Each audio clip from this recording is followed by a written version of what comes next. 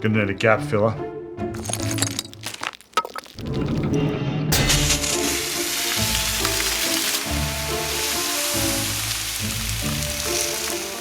Gonna need a puddle sucker too. Might also need a Jenny. And another Sanger. Whatever you need, Coates Hire has a million pieces of equipment. Call 13 15 52.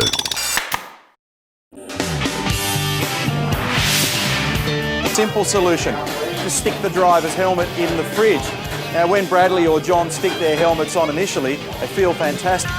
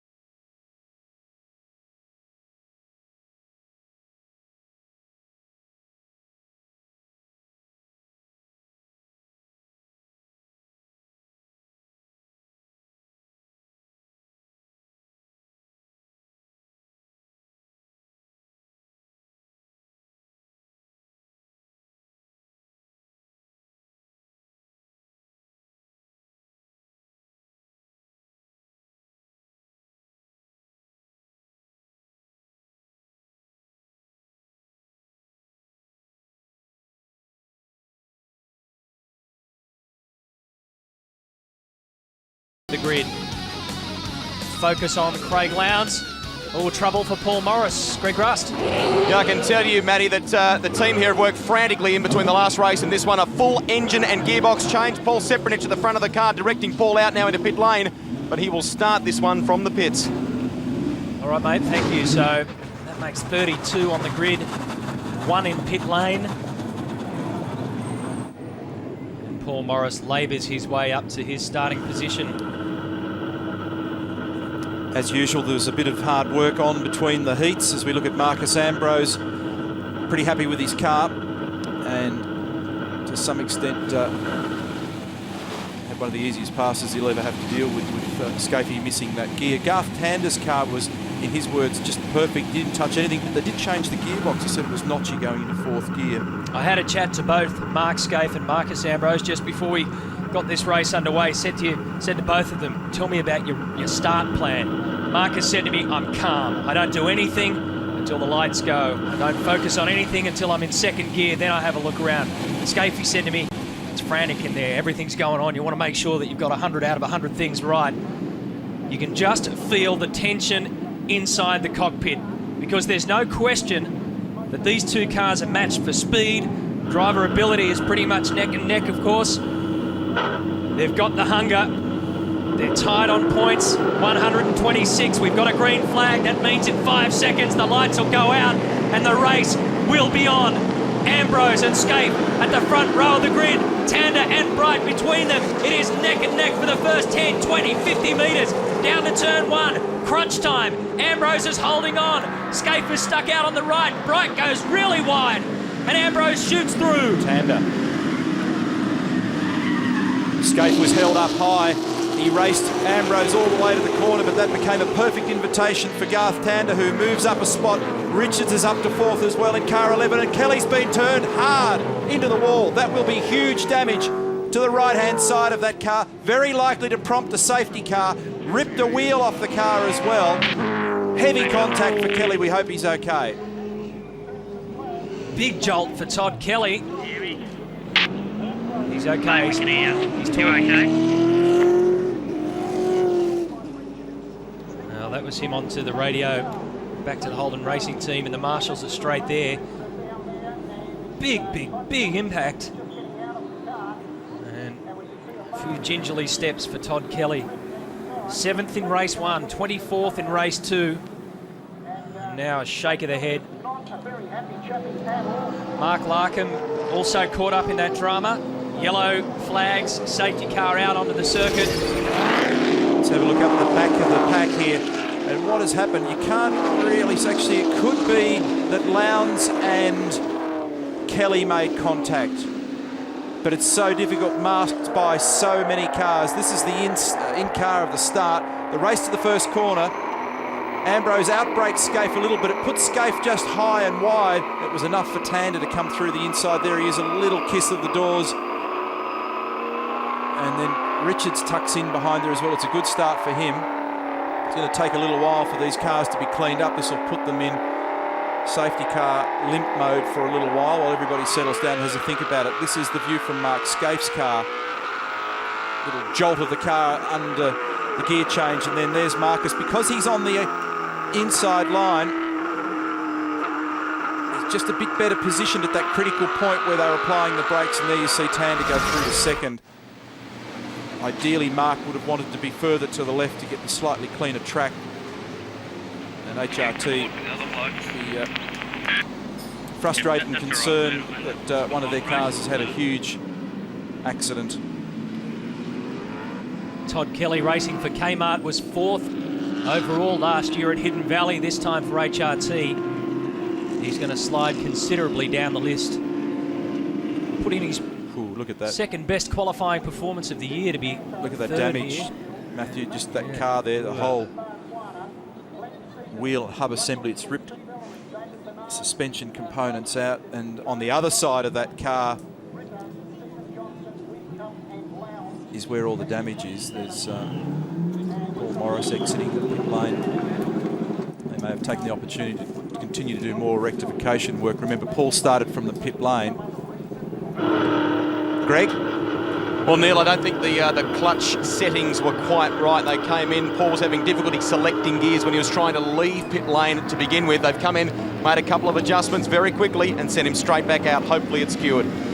So, Rusty, that part of the circuit has cost Todd Kelly his day. The other thing to focus on here, Matthew, is the pit window will open. You can pit under these conditions now, and I believe people will pit. You can see where they are. It was a little bit further on in 2002, around about where Paul Morris is now, that Todd's brother Rick was caught up in a big-time accident. 2002, 7 cars involved in this. Take a look at this. Rick Kelly is just left there like a pinball. Paul Morris in there, David Bernard was in there, John Faulkner. Bounced around, 7 cars caught up in that a little bit further up the road. I think what you'll find here, interesting, you'd want to be careful making the decision to come leaping into the pit lane at the moment, because there's big traffic jam potential, and there's people certainly were programmed to come in as soon as the window opened. The danger in this circumstance is you need to have a flexible plan. You need to be able to interact between team manager or crew chief and driver, talk to each other, and as you're cycling in, if there's 400 other blokes in the queue, it's the last place you want to be. This is where you can burn up 5 or 10 extra seconds in that horrible pit lane shuffle. So that's what caught Russell Ingall out in the second race. He said to me, gee, it was a good idea to come into pit lane when everybody else was in there. It just, like you say, completely and utterly put him behind the 8 ball that he was already sitting behind. So Paul Morris, who started from pit lane, is back in there again. See, people are starting to roll up. They've got gear out. They're just quite incredible, these races. Don't really know what Paul Morris has just done. I don't think he stopped. He's just gone straight through there. Yeah. So he started from pit lane deal. He's got him out. There's been a big-time accident on the first lap. What they're trying to manage here is they don't want to go a lap down. And they might make some advantage in this circumstance, depending on what the issue is. They've obviously they've done a very quick installation of an engine and gearbox, and that doesn't allow for finite adjustment. Look at this. That's a nightmare for some of these guys. Not the first few, but when you're back in that pack there, this will turn into chaos. Let's have a look at soak all this up. The boys are on the spot.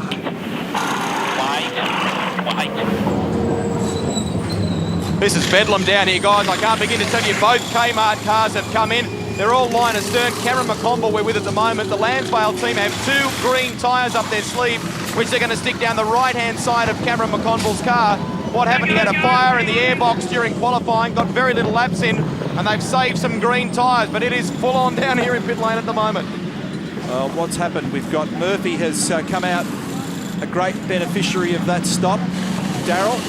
Yes, Neil, the one who lost out in that was Mark Scape. He got dropped off the Jackson with a new rule where they have to let the cars going through go first. He lost 2 spots. He got jumped, by the looks of it, by a couple of cars. And just to clarify that, for those that missed the earlier race, there's been a little bit of conjecture and confusion up and down the pit lane, really, about how to handle it. When the car controller releases a car that's been serviced, there is an onus on the car controller to make sure that he does it safely. The problem is we had some cars in Perth that were paralleling each other all the way down the lane. So the rule is, the interpretation that's being enforced from this weekend is that cars in the fast lane have right of way. So if you've been released and you're about to depart your pit box, you must yield to the cars, in this case on your left, coming through. A quick head count coming out of pit lane. There was around about 23, 24 cars came in and used that opportunity to pit under safety car conditions. We'll have a restart when we come back to the top end on your home of motorsport.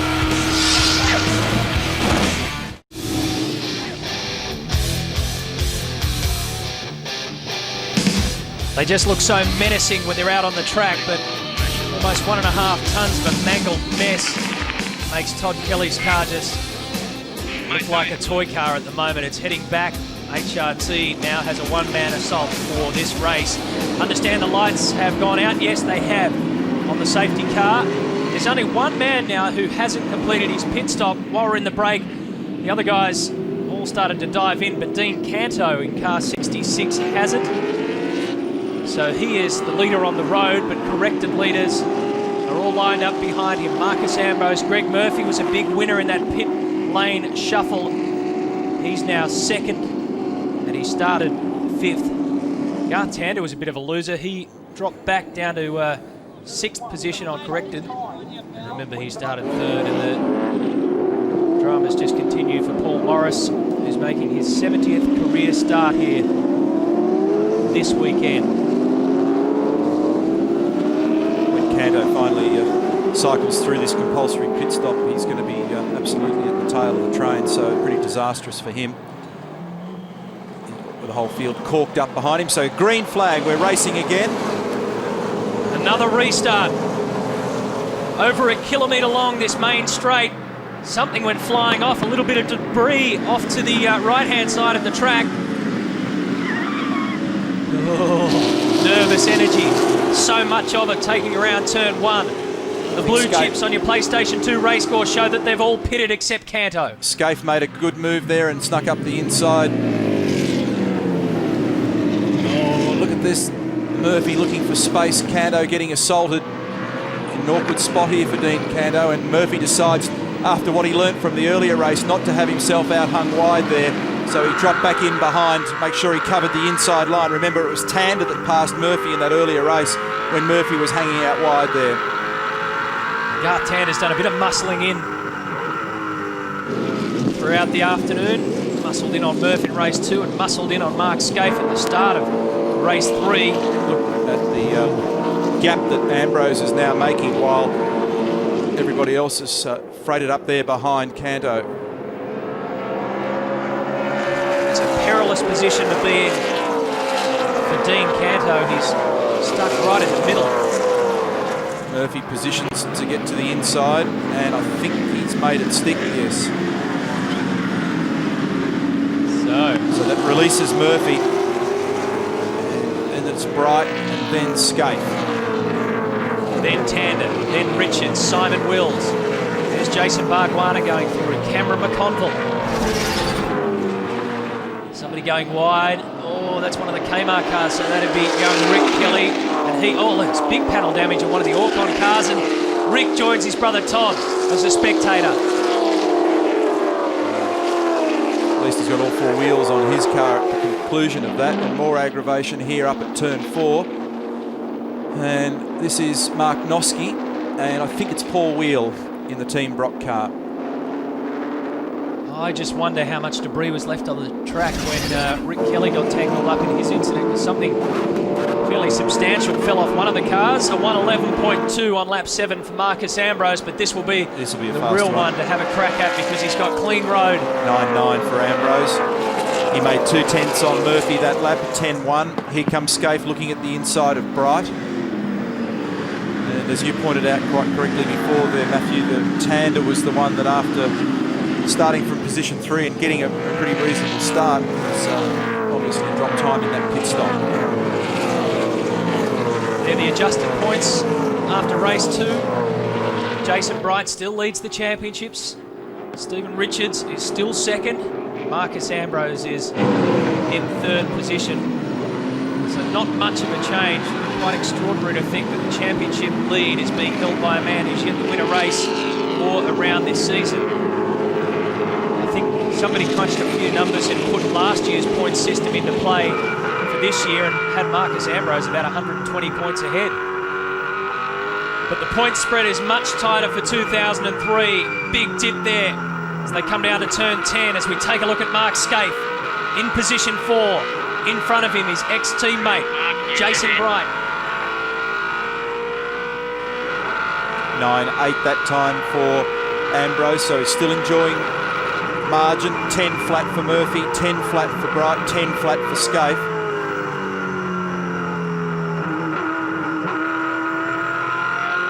Just an extraordinary set of circumstances for all of these races. It just seems, even like the qualifying session, Neil, the first 4 or 5 laps, sometimes the first 2 laps, it's just a massive brain explosion out there. Everything happens, everyone goes crazy, there's offs, crashes, and they settle down after a few restarts. Bargwanna was the other car that was involved in that incident with Rick Kelly. And I thought I saw something substantial come off his car. It did. The right rear door is completely missing. Wow. I don't know that that's in the homologated aero package. Might be an improvement for the AU. Certainly be cooler. 19th in the championship for Bargs. Now he's got a pretty well bashed up. Look at that. Open slather. It's a pretty amazing scene, isn't it? You don't see that too often. Good idea of what the roll cage looks like inside a V8 Supercar. But he's actually performing very well. He's in amongst it there at the moment, but he's in position 11. Black flag has been issued to Paul Radisich, car number 65. He'll have to do a drive-through pit lane for a jump start, Neil. Isn't that just a crazy sight? Look at this, 9.8. Last lap again for Ambrose. The margin is Christmas for him. That's what he needs, his own air. You heard Mark Scaife talk earlier about the fact that you tend to be easier on your rubber and on your car when you're in the lead. You've got clean air, you work to your own rhythm, you're not being fumbled by anybody, you're not in anybody else's hot air. Good news for Ambrose, that margin, 1.2 seconds. Here's Tander. Frustrated that he finds himself now battling in position 6. I said before they had to change the box in this car. They didn't touch anything in terms of the suspension setup. The car looked very strong in that previous race. He was able to make effective passes and looked after its tyres. The other guy that's come into contention a bit, you wouldn't have considered this yesterday, Matthew, was Russell Ingall, who's moved up to 14th. And they're shuffling their cleanest dirty shirts when it comes to tyre management after losing 4 tyres yesterday. And for him to be up there in that position is a pretty fair effort as well. Marcos Ambrose has the fastest time at 109.58. He also holds the race lap record as Stephen Richards shoots on by. The lap record stands from 2001 at 109.027, set by Marcus. So Canto's yet to stop. Just been passed by Richard. Simon Wills is in there as well. Remember that Canto is in position. He's in 6th at the moment. If you had to freeze the race at this particular point, that's what position he's in. Greg? Neil, Paul Radisich has just come through pit lane to serve that drive-through. It's cost him an enormous amount of track position. He rejoined at the rear of the field. Just to clarify, the officials in pit lane say it is for a false or jump start at the beginning of the race, not for overlapping on the restart after the safety car. 2 Top Dog Awards for Paul Radisich for 2003, a 5th and an 8th in races 1 and 2, and it's bumped him, well, 2 more spots up the championship ladder. He came here this weekend 9th on the table. He's now 7th. Greg Murphy is in 2nd position in the race. 1.5 seconds behind Marcos Ambrose. Jason Bright is 3rd. And Scaife right on his tail in 4th. Fastest lap so far recorded by Marcos Ambrose at 9.5. His margin's out to 1.5 seconds. Scaife and Bright are arguing over third position. Ambrose, Murphy, Bright, Scaife, Tander, Richards, Canto, Simon Wills, John Bow in 9th. Then Jason Bargwanna in the top 10 with the door missing from that car. Then Ellery, McConville, Ingle, Ritter, Brad Jones, Jamie Whincup. And when you consider the state of his car in that last event, he's up and amongst it.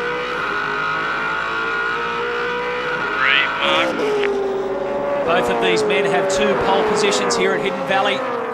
Bright got the first one in 98 as a Ford driver and was the defending pole sitter until Scaife took it back just yesterday. And on the overall win tally, Scaife has 2 overall round victories here at the Valley, and Jason Bright the one back in 1999. And as I pointed out earlier, nobody has actually translated pole position into an overall round victory. And if this race continues to go the way it is, Marcos Ambrose will ensure that that record stays clear, because he's in first position, coming towards the halfway mark of the third and final race. And he's got that history on his mind. We've been talking about it. He knows about it. Alan Moffat, he wants to join him. Come back right after this.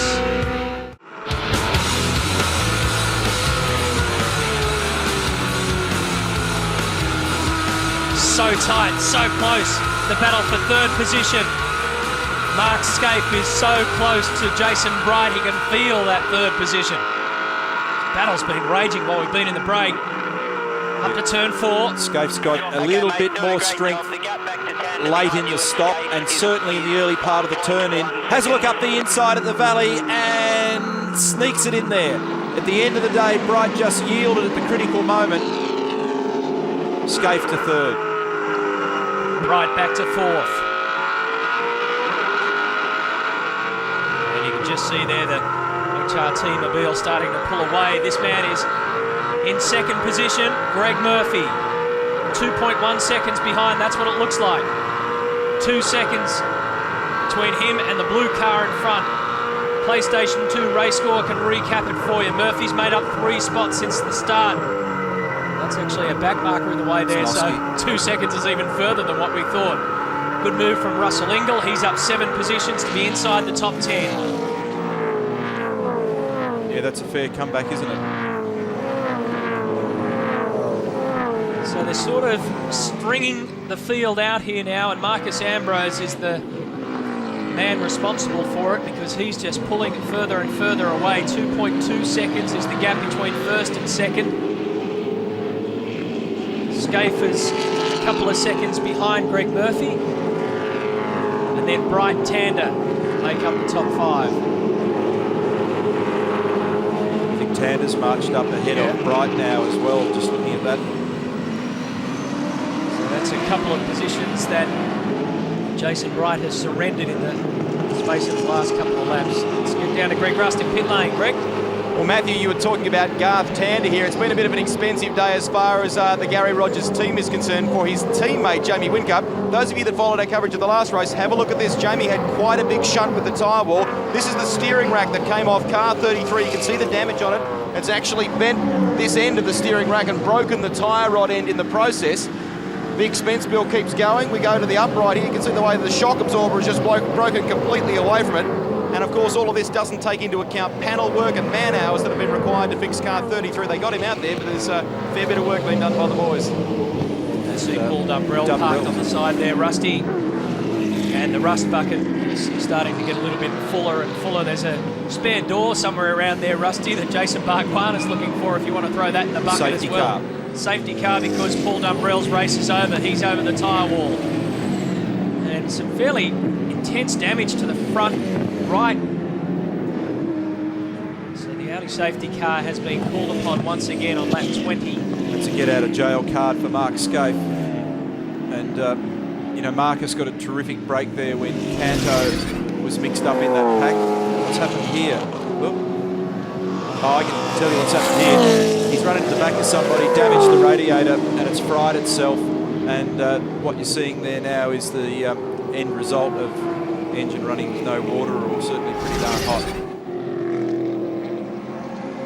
He's ended up in the back of someone that's done pretty substantial damage around the front of the car. I don't know if that's a smile or a grimace. Maybe It's definitely not a smile. maybe a mixture of the two. Paul Dumbrell is getting a very steep learning curve in the world of V8 Supercars. Last year's Konica champion. This is the first time that he's raced here at Darwin. And Larry Perkins is doing everything he can to introduce him to the big bad world, even to the point of confiscating his mobile phone because it was becoming such a nuisance, apparently. Paul Morris is, that's Craig Baird in the Team Kiwi entry, he's in. We might take a break. Under safety car conditions means we're going to have another restart yet again. We'll come back to Hidden Valley. Marcos Ambrose had a 2.2 second gap on second place before that incident with Paul Dumbrell brought the safety car out. Now the difference is so minimal. We'll see it all when they head to turn 1 for the restart. We'll come back to Darwin on your home of motorsport.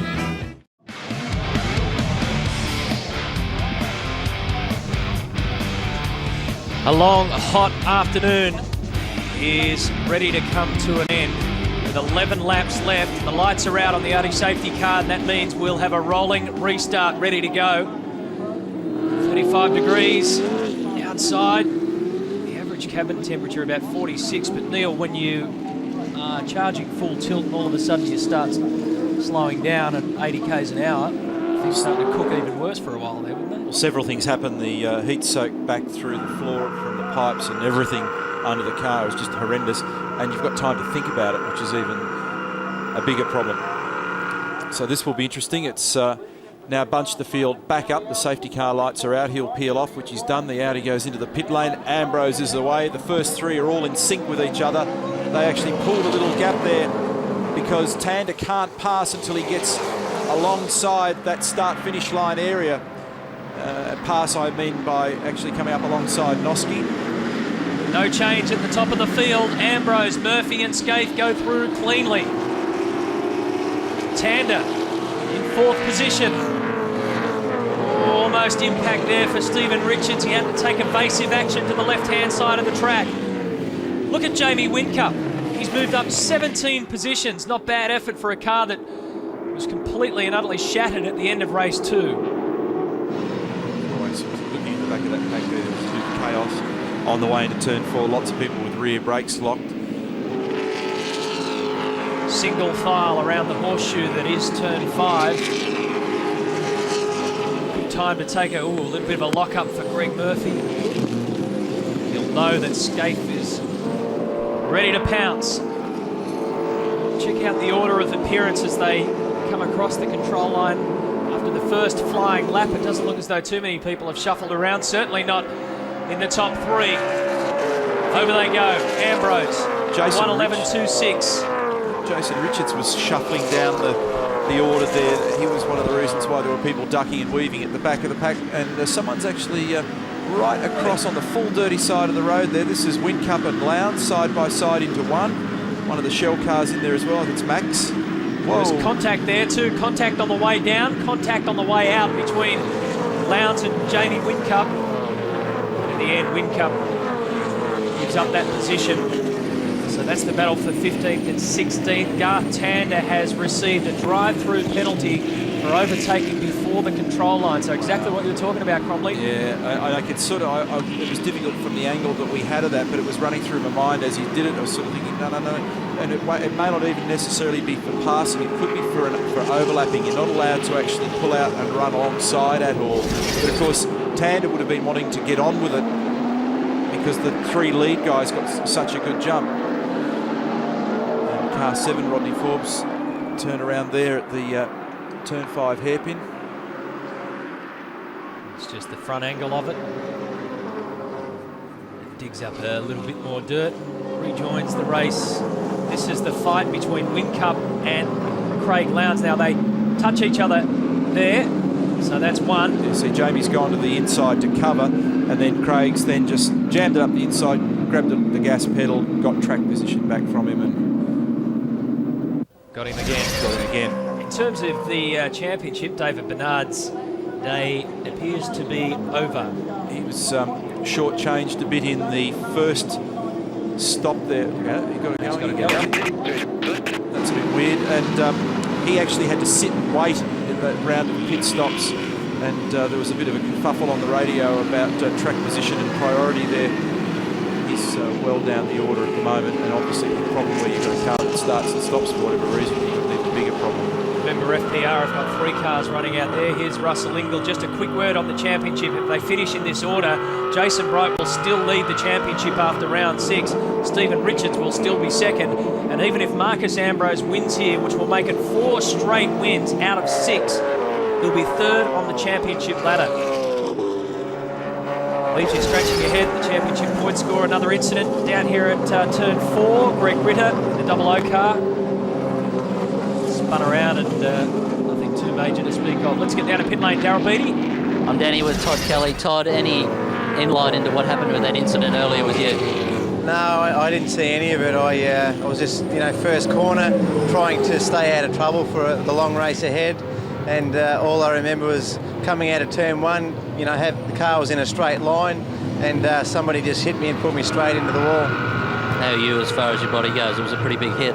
Yeah, it hooked up into the wall pretty hard and spun the car, which gave my neck a bit of a tweak, but the car's torn up pretty bad, so the guys are going to be fairly busy trying to get it back on the track for next weekend. Thanks, Todd. Thanks. Yeah, it's hard to get a full understanding of what occurred there. There were several cars in close proximity. I've got a feeling that the Dumbrell car was in there, and I think the Lowndes car was in there as well, and obviously the stewards will take a look at that at the conclusion of the race and just see whether they can unravel what may have occurred. But he shot out of the pack, and as he just described, it just whacked the wall, something fierce, and has ripped that car up. So there's going to be a lot of work down at Clayton for this race team, the Holden Racing Team. Scaife's threatening now. That's looking backwards from Greg Murphy's car. And Tander serving his drive-through penalty for either passing before the control line or overlapping. And Garth's clearly unhappy about it. And it's a situation that gets talked about a lot in the drivers' briefings, where a driver is a lap down, hustling them along to make sure they stay in the train. All these cars have got 620 odd, 630 odd horsepower. There's no reason at all why they can't all be line astern, but for some reason, and there always seems to be an issue where there's lap traffic, you'll get some lag, and the drivers that are on the lead lap and fighting for position get extremely frustrated. And clearly what's happened is that Tander has tried to hustle it on. Oh, Richards. Well, that's not pretty. That was pretty high-speed impact. Jason Richards nose to tail at turn 1. And he got, was it Canto? I didn't actually have, it wasn't fully focused on the better electrical car. I was looking at Richards. Whoa, look at the turn in speed that Scaife's got. It was like this when he was making his way back early as well. He just had great speed when he was chasing Jason Bright in that particular zone. His stopping power late in the stop and his turn in speed in sort of this zone here was very good in a couple of places where you need to carry speed on the way in. He's strong on the approach to turn 1. It looks like he's pretty strong up at the complex at 8, 9, 10 as well. Remember that everybody's well and truly used all their tyres this weekend, so they've put on whatever combo they've got in this second part of the race after the tyre stop. The tyres are now pretty hot and mushy, 31 of 35 laps. Haven't got a lot to fight with. Join the boys tonight for Formula 1 after the movie on 10, Nürburgring in Germany, round 9. Kimi Räikkönen has pole position. Billy and Neil staying up late to bring you that one. See Scaife just searching for air there. Huge temperature rise in these cars if you stay tucked under the rear wing of another car in a place where the ambient temperature is high. Darryl? Paul, can you give us any idea what happened with the car there? Yeah, on one of the restarts there, it's a bit of a concertina effect at the back of the pack, and unfortunately, I got hit up the rear and up the front, so the car's just run a little bit hot, and unfortunately, we've had to call it a day. You've had a bit of a biff and badge weekend. Yeah, it's been for the last couple of races, it's been a little bit disappointing, but the car had a lot of speed this weekend, which is the most disappointing thing. But in Queensland, in a couple of weeks, we'll bounce back and hopefully have a good showing. Thanks, Paul. Thanks a lot. Cheers. Well, Gary Rogers, you've had a chance to look at the vision of the restart. Give us your take on it. And was Garth in the wrong, do you think? To be quite frank, Greg, I haven't seen it, but my boys say that he did get to within perhaps what could be deemed as in the wrong. But look, the fact of the matter is the car was a lap or two down. The bloke wasn't even in the race.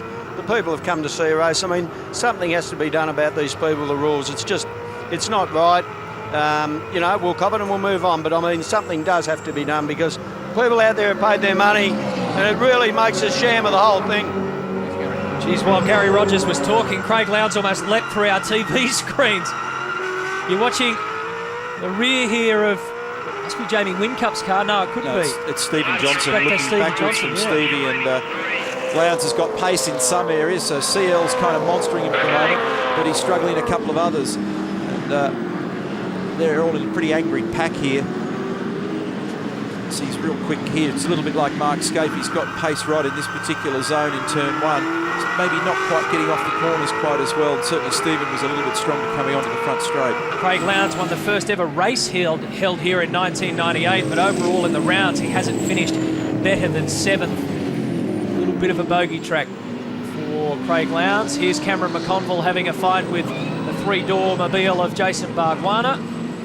Brad Jones with the front left squealing a little bit on the way into 5. Looks like he's got reasonable car pace here. I think he set the 5th quickest time in the race earlier today, in race 2. And, but the problem is it's not much good if you can't use it. That's where qualifying is so good. And that's why, in particular, Marcus and Mark Scape have been enjoying such strength in recent weekends because they're qualifying well and racing in clean air. Isn't that just a bizarre sight? About 10 to 15 kilograms lighter. Well, it'd be a fair old whack. I've never weighed a right rear door on a Falcon. I don't know, but it'd be a few. Mate, if you want carry to, it around for long. There's one over at about turn 2 if you want to go for a wander. Just come back before the end of the race. You've got about two laps to go. You'd be pretty stiff if you got nailed in post-race scrutineering for being underweight because your door was missing. But I guess things like that do happen from time to time. Just go and sort of gather it up and stand there and hold it. Battle between Murphy and Scaife on the top of your screen. Whee! Stephen Johnson so close. See the amount of garbage on that screen, and the white has been walking around on it as well. Look at this. Wincup's going to get up the inside of Lowndes. Oh, there's Biffo here. And Whincup makes a pass. Actually, Craig ended up a little worse for wear here. And speaking of worse for wear, Brad's rear bumper assembly and rear guard now touching that tyre. Only a few laps to go, so in fact, final lap, so you wouldn't do anything about it now. You let it smoke its head off. And out in front, Marcos Ambrose. What a performance. The final lap of this race as Brad Jones is going to lumber on home in car 21 with smoke pouring from the rear. Cameron McConville is still determined to fight Jason Bargwanna for 10th position. Barks is holding on to a top 10, probably the first three-door car to ever finish top 10. Pretty good performance from Bargwanna, in fact, because he started off the back in yesterday's first race. So, oh, speaking of, can you believe it? Can you believe it? Jason Bargwanna holding on to a top 10 finish and finds himself on the grass. Ambrose goes through. Greg Murphy is there, and Mark Scape for the first time in 5 years won't have won a round in 5 rounds. But Mark Scape, Marcos Ambrose comes across the finish line and collects what is an historic victory. 4 out of 4, the first man for Ford in 26 years. To do that, Falcon Power is Murphy come on down pit lane. I thought, oh shit, here we go. full bore. So Mark Scape will finish 2nd overall. He finished race 3 3rd. And Marcos Ambrose joins Alan Moffat as a Ford driver to win 4 straight rounds of the championship. Moffat won 4 in 73 and 5 in 1977. Man, this guy's hot. yeah, he's just done a fantastic job. He's really in sync with his team. He's car confident. His car's working beautifully. They're setting it up well. When it isn't right, they know what to adjust, when and by how much, which which is always particularly important and impressive. It's just a tremendous job from the Stone brothers. The numbers are starting to add up on Marcos Ambrose's side. He is a genuine championship threat, a genuine V8 superstar, no question. These are the results from race 3, Shell Helix race score, as Ambrose, Murphy and Scaife on the podium. But after the break, we'll put it all in championship perspective once again, tell you who finished the round overall in what order. You know that Marcos Ambrose has won it. We'll come back and piece it all together after yet another eventful round here in the top end. And Mark Scaife couldn't do it. The pole to winner bogey stays here at Hidden Valley. It's Marcos Ambrose's day yet again. We'll take a break and come back.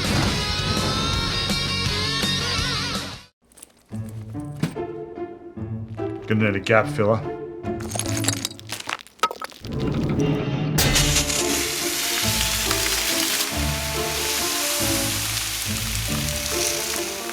Gonna need a puddle sucker too. Might also need a Jenny. And another sanger. Whatever you need, Coates Hire has a million pieces of equipment. Call 13 15 52.